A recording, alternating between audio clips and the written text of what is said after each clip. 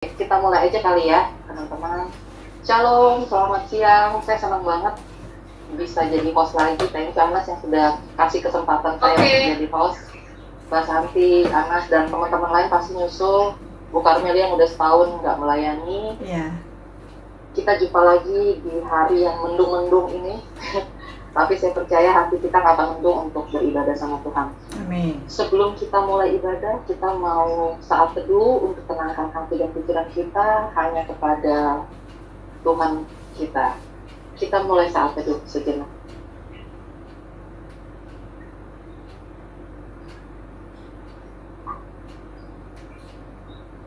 Saat teduh selesai. Terima kasih, saya selalu senang banget balik lagi biarpun saya udah alumni, tapi entah kenapa di komunitas ini saya tuh merasa ditopang, dikuatkan setiap minggu ya di pergumulan hidup saya gitu. Ini PDB Indonesia entah kenapa tetap selalu ada di hati saya. Semoga untuk teman-teman juga, Mbak Santi, Anas, jangan merasa terpaksa dan terbebani, tapi bukan. Kita melayani karena kita mau melayani. Amin. Sebelum kita mau lanjut ke sesi berikutnya, silakan untuk pembukaan saat Bu menyembahnya. Silakan Bu.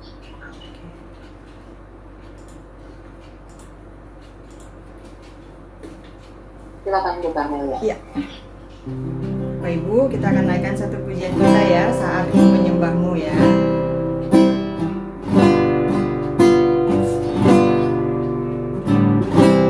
Saat ku menyembahmu, Roh-Mu bekerja. Saat ku memujimu, Kau bertahta di atas pujian. Ku angkat hatiku,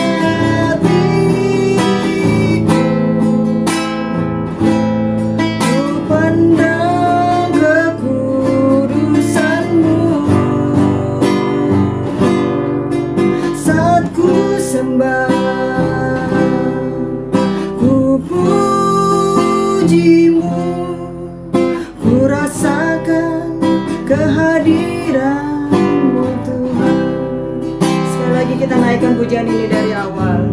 Saat ku menyembahmu, saat ku menyembahmu, Roh-Mu bekerja. Saat ku memujimu, Kau bertahta di atas pujian. Ku angkat hatiku,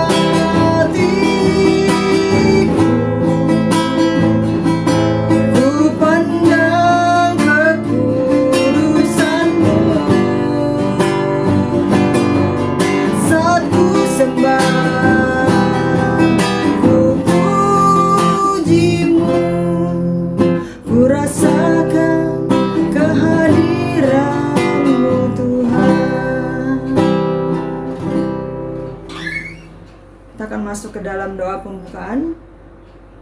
Bapa di dalam surga, kami hanya bisa mengucap syukur kepada-Mu Tuhan, bahwa dalam kondisi apapun yang saat ini kami alami, kami percaya Allah yang kami sembah, Allah yang hidup itu tidak pernah meninggalkan kami.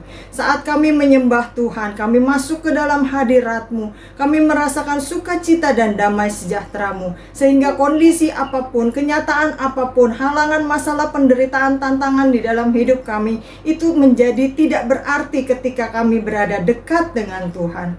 Bapa di surga, Mari Tuhan, hadirlah di dalam pujian dan penyembahan kami. Ubahkan hati kami menjadi tanah yang subur, sehingga firman Tuhan yang nanti akan ditaburkan bisa bertumbuh berakar berbuah di dalam hidup kami, dan juga menyukakan hati Tuhan dengan ibadah, pujian, dan penyembahan kami. Terima kasih Tuhan. Mari gerakan juga teman-teman kami dimanapun mereka berada. Ingatkan mereka Tuhan untuk bisa berkumpul, bertumbuh bersama dengan kami, bersekutu, memperkuat iman kami di tengah kondisi yang sesak seperti ini. Hanya di dalam nama Yesus kami berdoa. Amin. Luar biasa. Terima kasih, menguatkan sekali doanya. Nah teman-teman, kalau kita pakai pikiran manusia, wah COVID nih sampai kapan nih? Aduh, gue bakal kena sakit nih. Aduh, ke kantor bla bla bla. Aduh, makanya saya tuh juga nggak mau baca-baca berita COVID kalau nggak kebetulan buka ya. Saya selalu malam itu kalau nggak lihat khotbah-khotbah di YouTube menguatkan saya, dan selalu saya imani, ku tahu Tuhan pasti buka jalan. Gitu. Silakan bukannya dia.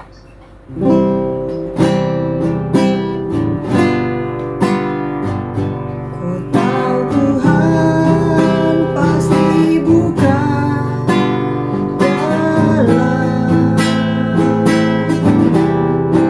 Ku tahu Tuhan pasti buka jalan.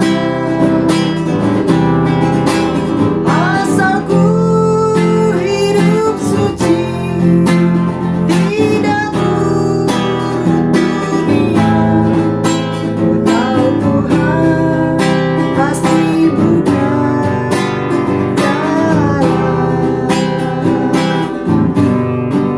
Ku tahu Tuhan pasti buka jalan. Ku tahu Tuhan pasti buka jalan. Asal ku hidup suci, tidak turut dunia. Ku tahu Tuhan pasti buka jalan.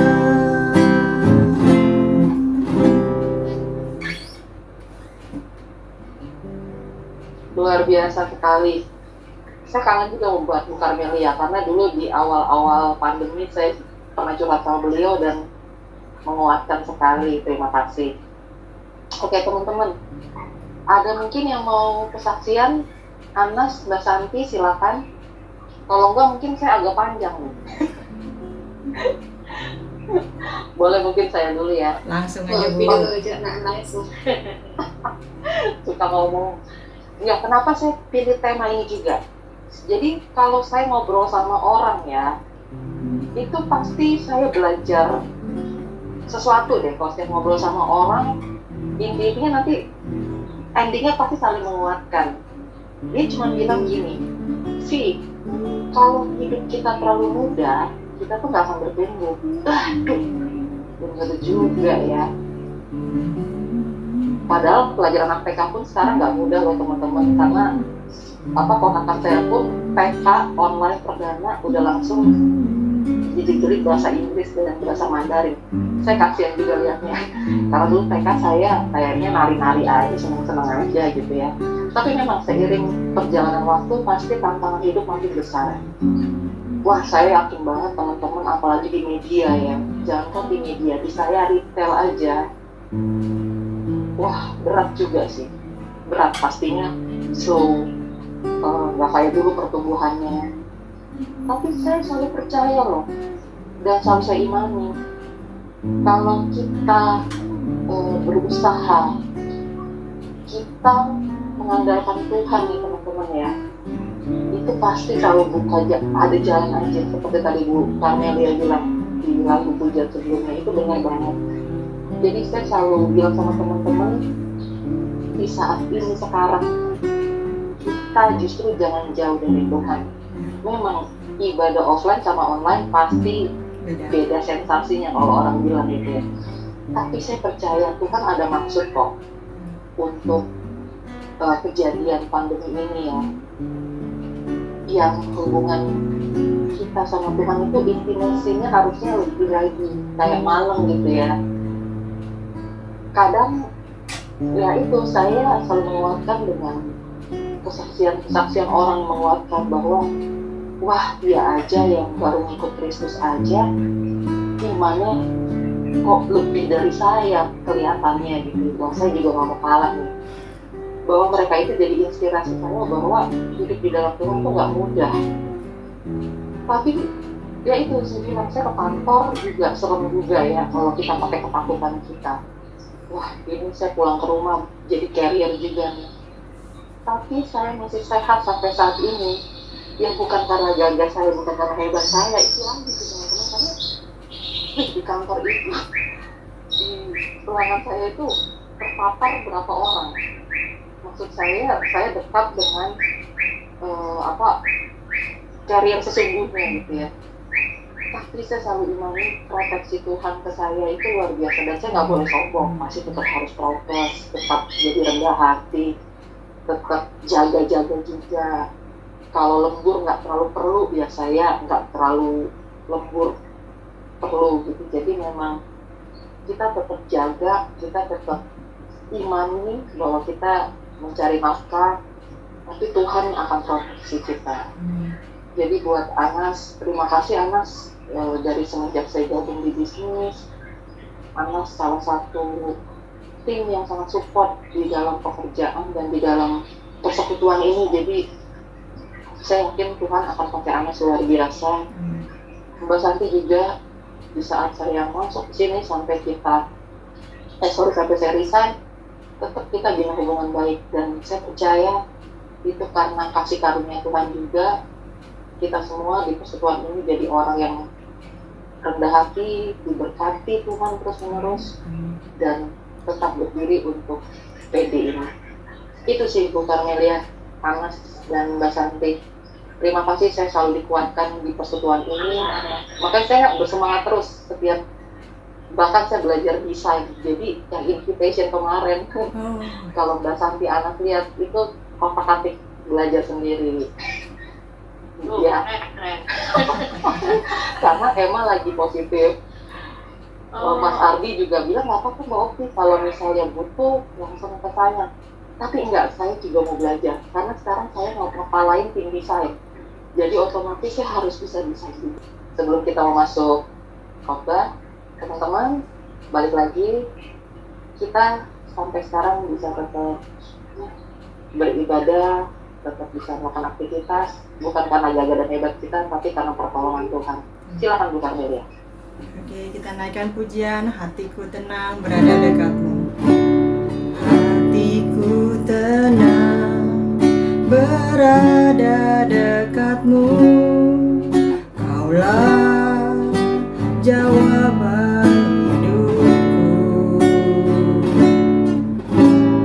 Hatiku tenang berada dekatmu, Kau yang pelihara hidupku. Pertolonganmu begitu ajaib, Kau telah memikat hatiku.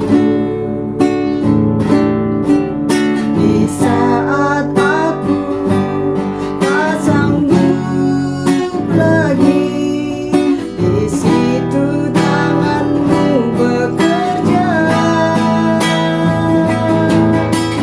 Pertolonganmu begitu ajaib, Kau telah memikat hatiku.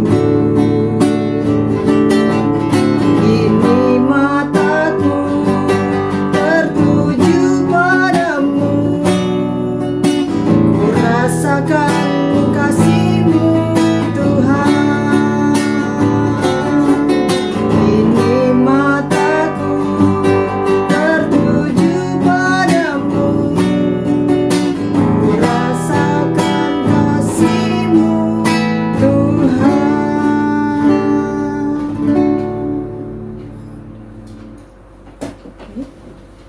Kita akan berdoa sebelum kita mendengarkan firman Tuhan. Mari tunduk kepala.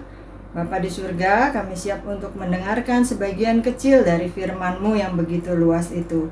Mari Roh Kudus, kami undang Engkau untuk berkarya, mengubah hati kami, mengubah pikiran kami, dan mengubah hidup kami. Kami menyerahkan semua peralatan yang kami gunakan. Kiranya dalam nama Yesus dijauhkan dari segala macam gangguan si iblis atau apapun juga, sehingga tidak ada benih firman Tuhan yang dicuri daripada kami. Hanya dalam nama Yesus kami menyerahkan semuanya kepadamu. Amin. Shalom Bapak Ibu, senang sekali ya bisa berjumpa kembali. Hari ini tema kita adalah jika hidup terlalu mudah, kita tidak akan bertumbuh. Kita baca dulu dari Yakobus 1 ayat yang ke-12. Yakobus 1 ayat yang ke-12. Saya akan bacakan bagi Bapak Ibu Saudara, silakan mengikuti dari Alkitab masing-masing. Yakobus 1 ayat yang ke-12. Berbahagialah orang yang bertahan dalam pencobaan, sebab apabila ia sudah tahan uji, ia akan menerima mahkota kehidupan yang dijanjikan Allah kepada barang siapa yang mengasihi Dia. Nah, Bapak Ibu, kadang-kadang kita berpikir ya, kehidupan ini sulit banget gitu ya, terutama mungkin setahun 2 tahun belakangan ini. Kok kelihatannya nggak makin membaik, tapi kok makin memburuk gitu ya. Memang bisa dikatakan benar juga sih begitu ya. Tapi kalau kita pikir-pikir ulang, sebenarnya hidup kita nggak selamanya susah loh Bapak Ibu. Nggak selamanya kita menangis kan, ada juga ketawanya. Nggak selamanya kita makan Indotel kan, Indomie telur. Ada juga kan kita makan di restoran yang enak. Nggak selamanya kan kita bertekuk lutut berdoa nangis-nangis seolah-olah tidak ada harapan. Ada juga kan ketika kita berdoa mengucap syukur kepada Tuhan karena berkat Tuhan dalam hidup kita kan. Nah, hidup kita tidak semuanya berisi penderitaan, masalah, tantangan, pergumulan, tapi juga ada saat-saat yang menyenangkan.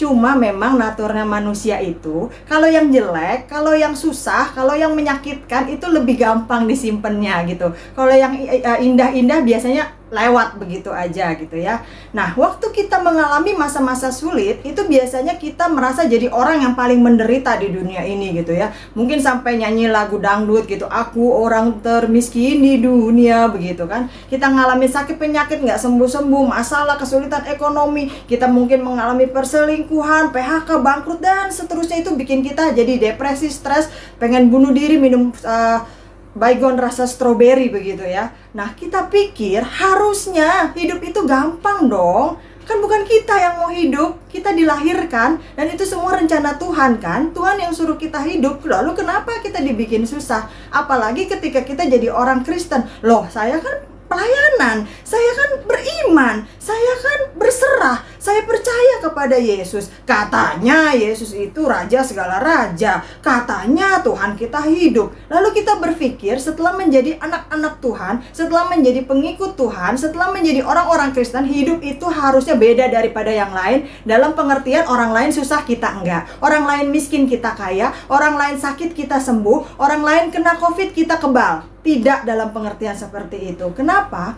Karena orang Kristen sebenarnya juga tidak kebal dengan penderitaan. Kita walaupun punya kewarganegaraan sorga setelah kita menerima Tuhan Yesus Kristus sebagai Tuhan dan Juru Selamat satu-satunya di dalam hidup kita, tetap loh kita masih hidup di dunia ini. Jadi apa yang dunia alami tetap akan berdampak kepada kita juga.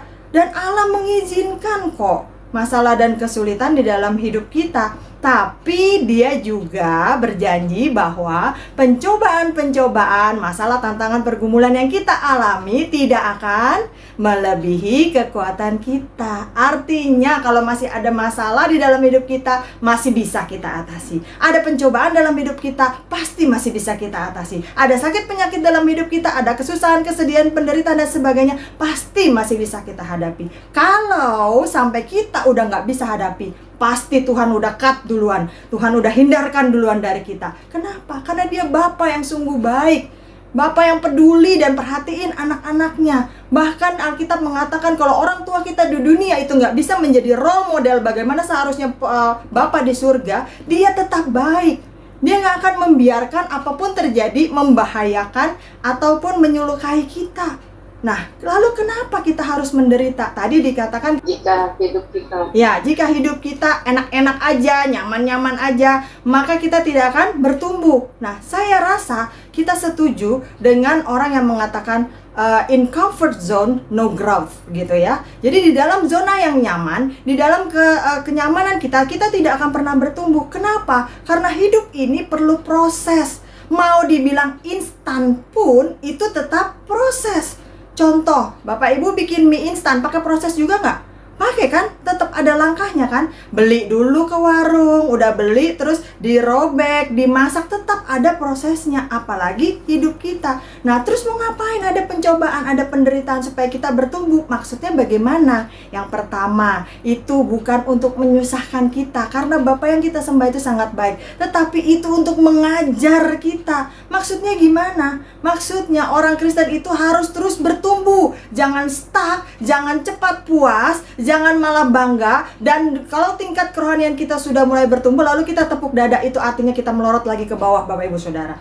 Nah, orang Kristen bahkan ketika ujungnya kematian pun tetap baik. Makanya lagunya apa? Semua baik, semua baik. Karena apa? Walaupun kita mengalami kematian, kita percaya kita langsung pulang ke rumah Bapak di surga. Udah lebih enak, nggak ada lagi kerja di rumah, kerja di kantor, nggak ada lagi mikirin COVID, nggak usah lagi pakai masker begitu kan.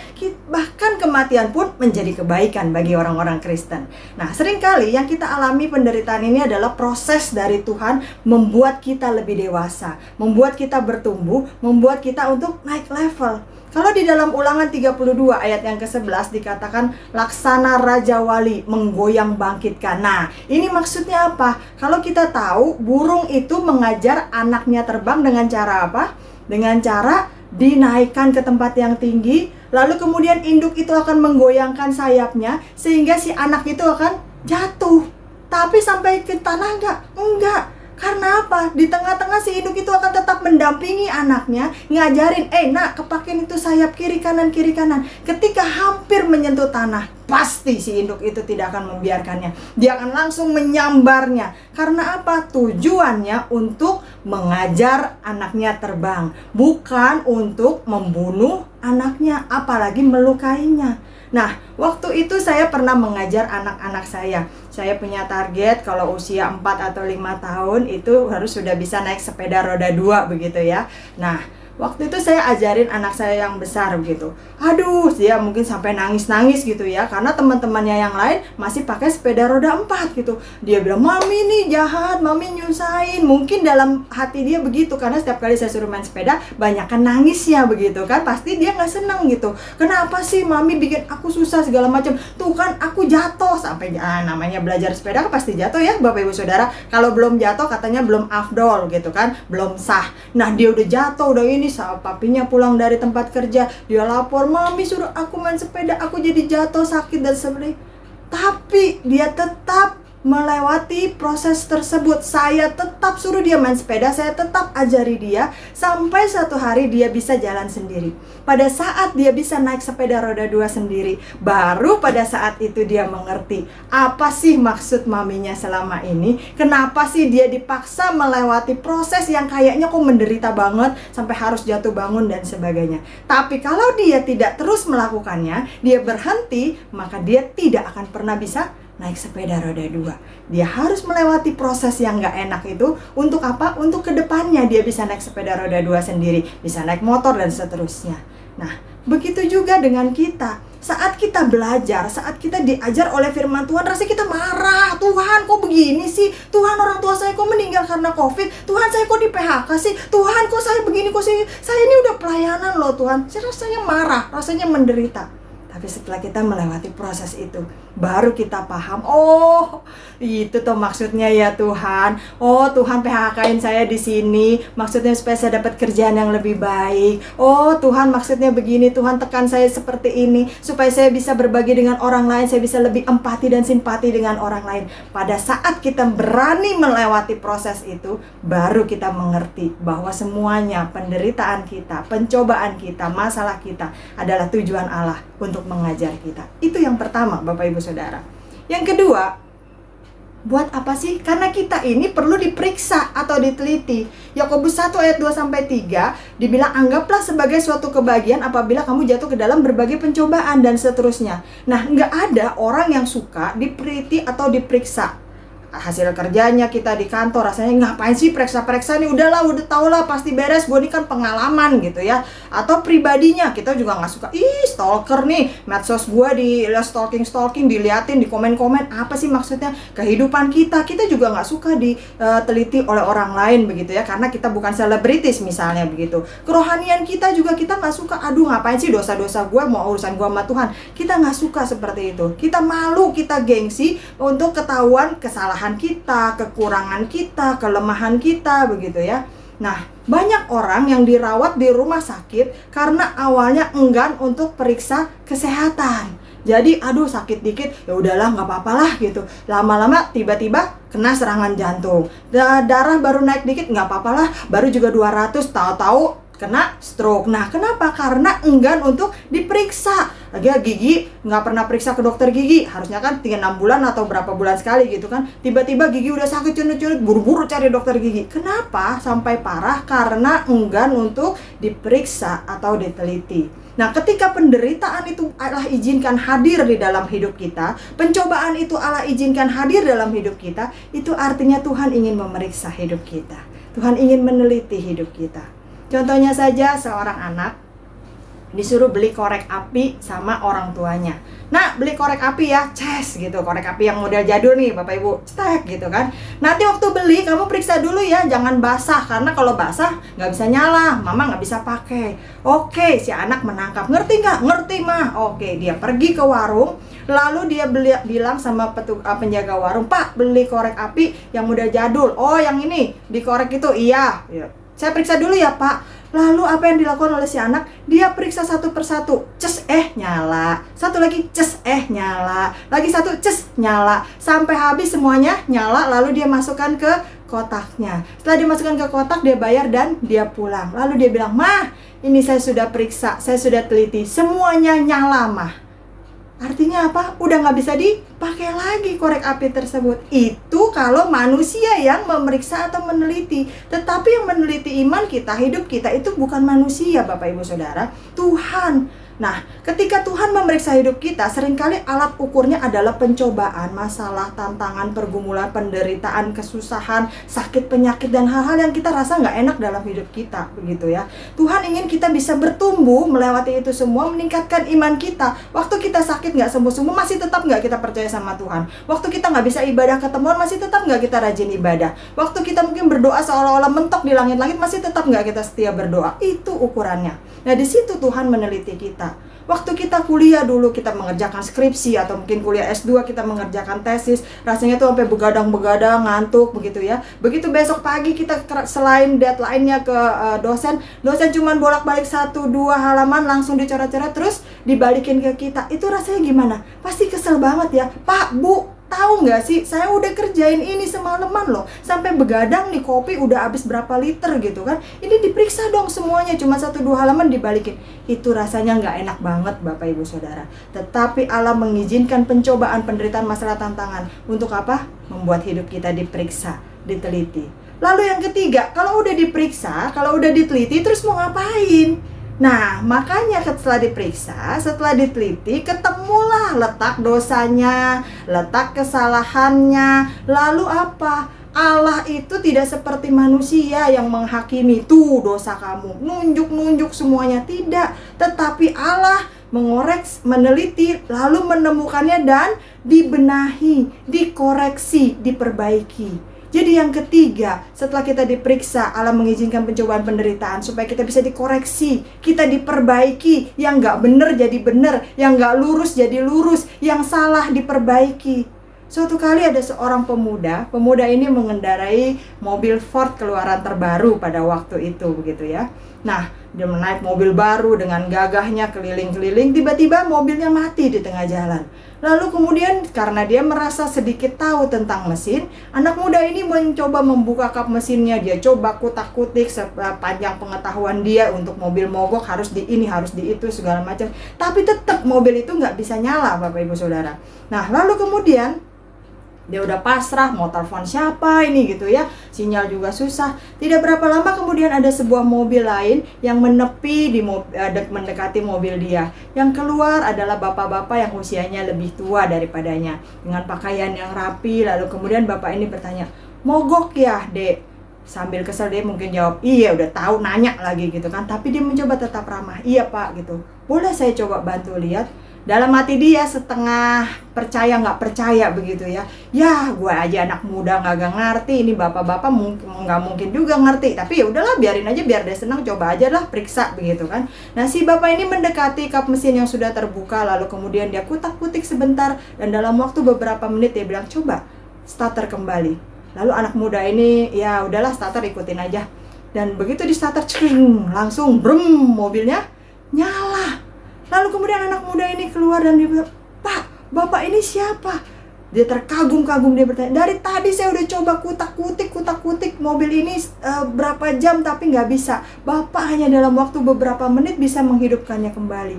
Lalu kemudian Bapak ini menyodorkan tangannya dan dia bilang, "Kenalkan, saya Henry Ford. Saya yang membuat dan mendesain mobil ini." Bapak Ibu Saudara mengerti arti dari cerita ini? Bahwa yang bisa memperbaiki mobil tersebut adalah orang yang membuat mobil tersebut. Yang bisa mengoreksi, memperbaiki hidup kita adalah Allah yang menciptakan kita. Nah, waktu kita menolak untuk hal itu, maka rasanya sulit untuk kita bisa keluar, sulit untuk kita bisa bertumbuh. Mazmur 119 ayat 71 sampai 72 berkata bahwa aku tertindas itu baik bagiku. Memang rasanya sakit waktu penderitaan itu terjadi, tetapi akhirnya kita akan menyadari bahwa semua itu memang proses yang harus dilewati. Contohnya, kalau kita udah demam beberapa hari, lalu kita pergi ke dokter, biasanya dokter akan bilang apa? "Bu, Pak, cek darah deh ya." Nah, waktu kita ditusuk, enak gak rasanya? Nggak ada orang ditusuk untuk ambil darah, lalu hore, asik, tusuk lagi dong, nggak ada. Semua pasti menahan ketakutan, deg-degan, mungkin kalau anak kecil dia menangis, meraung-raung, meronta-ronta, karena nggak ada orang yang mau ditusuk jarum, diambil darahnya. Semua orang tahu itu sakit begitu kan. Mungkin kita yang udah lebih dewasa, kita berusaha untuk tenang begitu kan ya. Nah, setelah kita melewati proses yang menyakitkan tersebut, diambil darahnya, lalu kemudian diperiksa, akhirnya bisa ketahuan sakitnya apa dan bisa diberikan obat yang tepat. Seandainya kita tidak melewati proses pengambilan darah yang menyakitkan itu, mungkin tidak ditemukan penyakit yang pas dan obat yang tepat untuk itu. Demikian juga dengan Tuhan, Bapak Ibu Saudara. Tuhan memeriksa kita, lalu Dia mengoreksi hidup kita, Dia memperbaiki hidup kita setelah Dia menemukan kesalahannya, bukan menghakimi kita. Yang keempat, Bapak Ibu Saudara, setelah itu, apa yang Tuhan lakukan? Kalau Tuhan sudah periksa kita, Tuhan sudah koreksi kita, sudah perbaiki kita, maka Dia akan melindungi kita. Maksudnya apa? Seringkali penderitaan itu bisa berubah menjadi berkat. Amin, Bapak Ibu Saudara. Banyak kok pengalaman dari tokoh-tokoh Alkitab yang awalnya hidupnya menderita, lalu kemudian berubah dari suffering menjadi blessings. Ada banyak fitnahan, hinaan, ancaman, siksaan yang berubah menjadi keberhasilan. Contohnya saja di dalam Kejadian 50 ayat yang ke-20. Ini kisah tentang Yusuf. Kita tahu bagaimana Yusuf ditindas oleh kakak-kakaknya, dijual sebagai budak, terpisah dari keluarganya, tetapi akhirnya menjadi raja muda di Mesir. Sehingga dia berkata, "Memang kamu telah mereka-rekakan yang jahat terhadap aku, tetapi Allah mereka-rekakannya menjadi kebaikan." Nah, banyak orang berpikirnya ke belakang, menyesali masa lalunya. "Aduh, coba kalau dulu saya begini ya, coba kalau dulu saya begitu ya." Kita juga jangan menyesali masa lalu kita, Bapak Ibu Saudara. Masa lalu kita tidak bisa rubah, tetapi kita harus bersyukur bahwa hal-hal yang buruk dan menyakitkan itu diubah oleh Tuhan untuk melindungi kita. Saya berikan satu contoh. Satu kali ada seorang pelukis. Dia melukis begitu indahnya, lalu kemudian dia perlihatkan kepada sahabatnya. Dia bilang, Hei, coba kamu lihat," katanya. "Coba kamu lihat ini lukisan saya. Aduh, ini lukisan begitu indah, ini mahakarya saya," begitu kan. Tetapi kemudian si sahabat ini segera maju ke depan, lalu kemudian merobek-robek kanvas itu, merusak-rusak lukisan itu. Dan otomatis si pelukis yang tadinya memandangi lukisannya sambil berjalan menjauh, lalu dia buru-buru maju ke depan. Hei, jangan, apa Apa yang kamu kerjakan, apa yang kamu lakukan, ini mahakarya saya, kenapa kamu rusak? Lalu kemudian sahabatnya merangkul bahu si pelukis itu, dan dia bilang, lihat ke belakang. Tanpa sadar, kamu berjalan terus untuk memandangi lukisanmu. Lihat di belakang kamu, jurang, kamu hampir jatuh ke jurang. Nah, Bapak Ibu, seringkali penderitaan Allah izinkan terjadi, pencobaan Allah izinkan terjadi dalam hidup kita. Masalah, tantangan, pergumulan, untuk apa? Untuk melindungi kita dari hal-hal yang justru lebih buruk dari yang kita alami sekarang ini. Yang terakhir, Bapak Ibu Saudara, kenapa Allah mengizinkan pencobaan dalam hidup kita? Kenapa kita bisa bertumbuh ketika kita melakukan proses melewatinya? Karena penderitaan itu, pencobaan itu, masalah, tantangan, pergumulan, sakit, penyakit, apapun itu untuk menyempurnakan kita. Nah, ada masalah, tantangan, kesulitan, penderitaan yang memang harus terjadi dalam hidup kita. Apa respons kita ketika mengalami semua hal tersebut? Ada dua responsnya. Orang yang merespons secara positif, orang yang merespons secara negatif. Kalau positif, dia akan terus menemukan hal-hal yang bisa dia syukuri di dalam setiap kesempatan. Tapi kalau negatif, dia juga pasti bisa menemukan hal-hal untuk dikeluhkan, untuk bersungut-sungut dalam hal-hal yang baik sekalipun. Nah, hidup kita harusnya semakin bertumbuh ke arah Kristus. Bukannya malah ngambek, terus sok-sokan merasa jago, meninggalkan Tuhan, seolah-olah Tuhan yang butuh kita, padahal sebenarnya kita yang butuh Tuhan. Manusia tidak ada yang sempurna, tetapi Tuhan ingin karakter kita, sifat kita semakin dibentuk serupa dengan Kristus yang memang dari awalnya menjadi yang sulung. Artinya apa? Teladan kita harus ikutin Kristus. Roma 5 ayat 3-5 berkata, kita malah bermegah juga di dalam. Nah, itu Bapak Ibu Saudara bisa baca sendiri nanti. Roma 5 ayat 3-5. Nah, Bapak Ibu Saudara, ketika kita nonton sebuah film yang menarik, kita nggak akan khawatir bahwa jagoan pasti menang. Kata orang, jagoan mah awalnya kalah dulu, belakangan alah tenang aja lah, dia mah pasti juga menang. Udah babak belur, udah ditebakin, udah digebukin, udah segala macam, semua kerubutin dia, kita bakalan tenang. Kenapa? Karena jagoan nanti pasti menang. Nah, ketika kita sudah tahu sebuah film itu akan berakhir dengan happy ending, berakhir dengan baik, maka kita akan merasa tenang. Jagoan selalu menang. Begitu juga dengan banyaknya masalah yang kita lewati. Nah, di dalam hidup kita tahu bersama dengan Tuhan hasilnya pasti baik. Tuhan pemilik hidup kita. Dia tahu persis apa yang sedang dia lakukan. Bagaikan seorang sutradara yang mengarahkan para pemeran di dalam filmnya. Dia yang mengatur alur ceritanya. Dia yang mengatur dan mengontrol semuanya. Dan tujuan Tuhan selalu baik. Apapun yang terjadi dalam hidup kita selalu baik. Jadi Bapak Ibu Saudara, tidak ada pertumbuhan di dalam zona nyaman. Kita harus keluar dari zona nyaman kita. Kita harus mengikuti proses yang Allah sediakan dalam hidup kita. Dan kita tidak perlu khawatir, karena itu tidak membahayakan kita, tidak melukai kita. Dan tujuannya semua untuk mendatangkan kebaikan. Seperti kata Roma 8 ayat 28. Kita tahu sekarang bahwa Allah turut bekerja di dalam segala sesuatu, termasuk PHK, pandemi COVID, sakit penyakit, diputusin pacar, perselingkuhan dan segala macam. Untuk apa? Mendatangkan kebaikan. Kalau kita sudah tahu ujung-ujungnya bakal happy ending, ya tenang aja dong Bapak Ibu Saudara. Kalau kita sudah tahu ujung-ujungnya jagoan bakal menang, ya tenang aja Bapak Ibu Saudara. Nanti juga akhirnya pasti happy ending. Sabar aja ngikutin jalannya. Kalau kita mau pergi liburan, udah tahu kita bakal nyampe ke sebuah hotel yang mewah, ada kolam berenangnya, ada restoran yang enak, kamarnya juga nyaman, dan seterusnya kita bakal senang di sana. Mau jalanan macet, mau itu padat-padatan di jalan, mau jalannya jauh dan segala macam susah payah, pasti akan kita jalani. Untuk apa? Karena kita tahu nanti kita akan menikmati liburan yang menyenangkan. Begitu juga dengan hidup kita, Bapak Ibu Saudara. Selama kita berada di dalam tangan Tuhan, apapun yang terjadi tidak akan bisa memisahkan kita daripada kasih Allah. Tapi kalau kita sendiri yang memilih untuk keluar dari lingkungan Tuhan, kita sendiri yang memilih untuk keluar dari jalurnya Tuhan, nah disitulah kesempatan si iblis bisa mengacaukan hidup kita. Jadi Bapak Ibu Saudara, ayo mari kita bertumbuh. Karena pencobaan, masalah, tantangan, pergumulan di dalam hidup kita itu untuk mengajar kita, untuk hidup kita diperiksa dan diteliti, untuk kita dikoreksi, diperbaiki, dan untuk melindungi kita dari hal-hal yang lebih parah dari yang kita alami sekarang ini. Terakhir, untuk menyempurnakan hidup kita semakin segambar dan serupa dengan Kristus Yesus. Amin Bapak Ibu Saudara. Nah, mari kita berdoa dulu, atau kita langsung ke lagu penutup, Ibu Ovi. Mungkin lagu penutup dulu Bu, nanti ada doa berkat penutup dan kalian syafaat ya berarti ya. Iya. Terima kasih. Oke. Jadi sekarang kita berterima kasih ya. Terima kasih Yesusku. Terima kasih Yesusku buat anugerah yang Kau beri.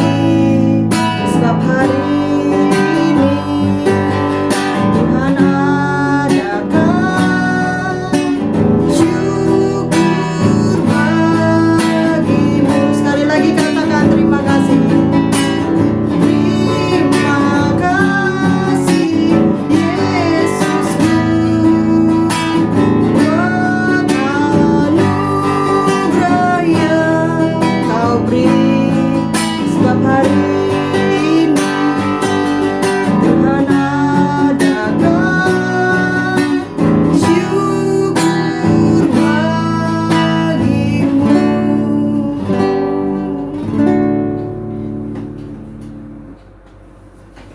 Bapa di dalam surga, kami sudah tiba di akhir daripada ibadah kami siang hari ini Tuhan. Kami percaya yang kami lakukan masih jauh daripada segala kesempurnaan.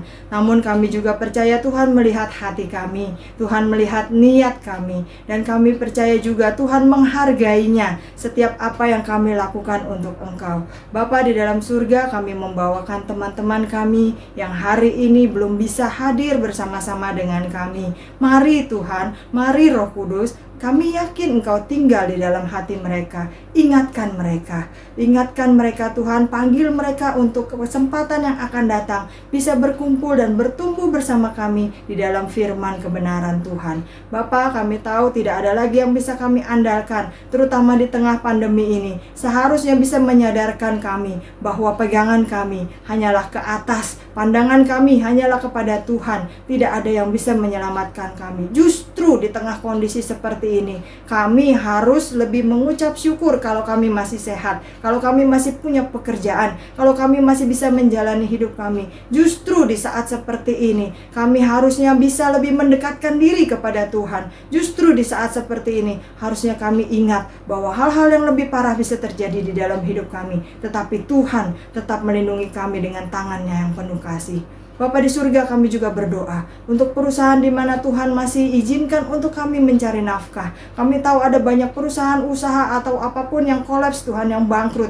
Dan ada ribuan bahkan juga jutaan orang yang di PHK. Ada banyak orang yang usahanya bangkrut. Ada banyak orang yang tidak bisa lagi mempertahankan nafkahnya, mata pencariannya Tuhan. Tetapi kalau sampai hari ini Tuhan masih izinkan kami punya pekerjaan, kami punya usaha, kami punya penghasilan, itu semata-mata hanyalah karena anugerah Tuhan. Biarlah kami bisa mengucap syukur kepada Tuhan dan semakin menghargai apa yang Tuhan berikan di dalam hidup kami. Mari Bapak Ibu Saudara, kita siapkan hati kita untuk menerima berkat Tuhan. Sekarang kita angkat kedua tangan kita. Maka sekarang turunlah atas kita semua sekalian kasih karunia dari Allah Bapa kita di dalam surga, pengampunan dan kekuatan dari Tuhan Yesus Kristus, Juru Selamat kita, damai sejahtera, sukacita, dan penyertaan dari Rohul Kudus turun menyertai setiap langkah kita, mulai dari saat ini sampai Tuhan Yesus datang yang kedua kali menjemput kita semua di atas awan-awan. Dalam nama Yesus, terimalah. Yang percaya bersama kita katakan amin. Nyanyikan Bapa terima kasih. Bapa terima kasih.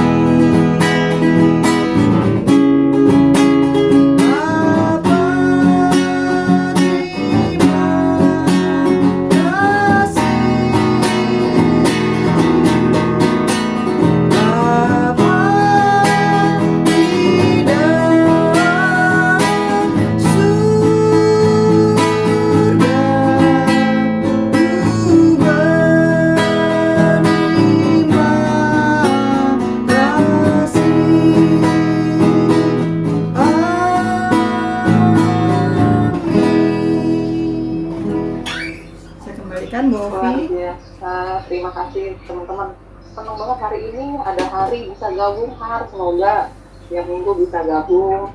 Terima kasih teman-teman. Stay healthy, Bang Jo. Terima kasih sudah bergabung. Jeff, sehat-sehat buat keluarga. Mbak Santi, anak juga Bu Cornelia. Terima kasih, semoga PD ini tetap terus eksis dan Amin. semakin banyak yang ikut. Stay healthy semuanya. Tuhan berkati Selamat makan Bapak siang, Ibu. selamat beraktivitas. Semangat kerjanya. Thank you. Tuhan berkati. Bye bye.